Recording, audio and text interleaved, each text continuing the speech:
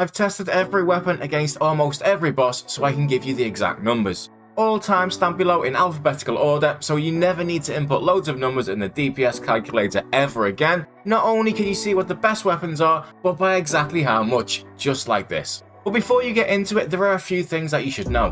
One DPS calculator doesn't even have the Turmerican Shadow, another has the combat levels of some bosses as 0, meaning it thinks they have no defensive stats. The formula for the Fang on these calculators isn't accurate, and this is all before you add in the Dragon Warhammer specs which affect all the data, Slayer helmets, salve amulets and so on. So I've simplified this as much as possible.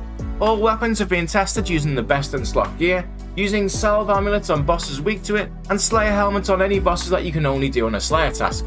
Having done tons of testing on the Fang, especially against the Rapier, I've put the data together and come up with what seems to be a more accurate formula. By adding the boss's defense and stab defense together, when it is below 90 the Rapier is better, and above 90 the Fang becomes the better weapon, or 150 when using a Slayer helm or salve amulet, since those items increase your accuracy.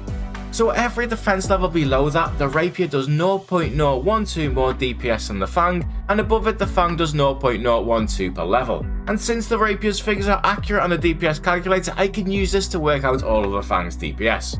For bosses where Dragon Warhammers are commonly used, I have done the calculations without any specs and also with 3 Dragon Warhammer specs if it affects the order of the top weapons by a significant amount. It's impossible to know how many Dragon Warhammer specs you will hit, and each one affects the DPS.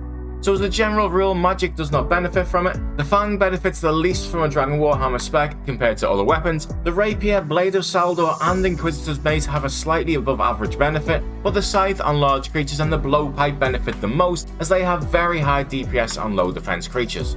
For those bosses with incorrect stats, I put them through manually with the correct ones, but on the few occasions where the boss's stats are wrong and the other DPS checker does not have Turmerican Shadow, I've calculated the DPS for that weapon using a boss with similar defensive stats.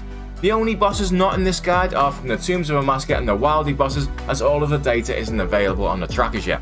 Finally, the numbers seem very accurate to me and pretty much line up with most of the guides out there apart from a few surprises. The only weapon I'm not totally convinced by the results is the Arclight, which we tend to think of as the best against demons, but actually the tracker does not support that. So it's possible the other weapons have finally caught up and are now more powerful, so they've overtaken it, but equally that the calculation isn't completely accurate. There's lots of data in here and it took me a long time to put together, so if you do find any errors, please post it in the chat below.